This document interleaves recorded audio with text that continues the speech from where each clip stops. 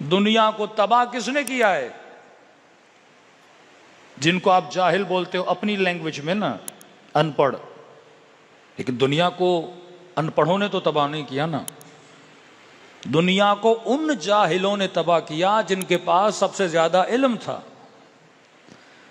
Atom bomb कोई जाहिल तो नहीं बना सकता ना, आलिम ही बनाएगा। ये पिस्टल, ये गोली, ये टैंकें, ये मशीनरी कौन बनाएगा? जिसने एटम बम का बटन दबाया था वो कोई अनपढ़ बंदा तो नहीं था, इल्म हासिल किया था लेकिन अक्ल नहीं थी। तो बगैर अक्ल के भी, बगैर अक्ल के इल्म भी इंसान को कोई फायदा नहीं देता।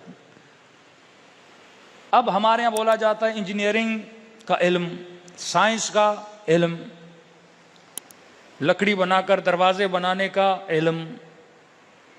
अहले बैत अलैहिस्सलातु वस्सलाम इसे इल्म नहीं मानते। फरमाते हैं ये टूल्स हैं जिंदगी गुजारने के। आप 4 साल, 5 साल, 6 साल, 8 साल इंजीनियरिंग की डिग्री हासिल करोगे। इंजीनियर की डिग्री हासिल करने से इंसान कोई नहीं बनता।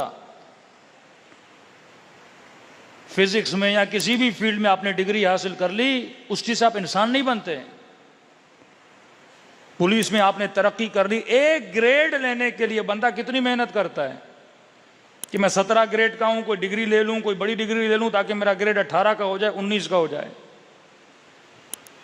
इतनी मेहनत अगर इंसान इंसान होने के लिए करे, इतनी मेहनत इंसान अगर अपने वजूद पे करे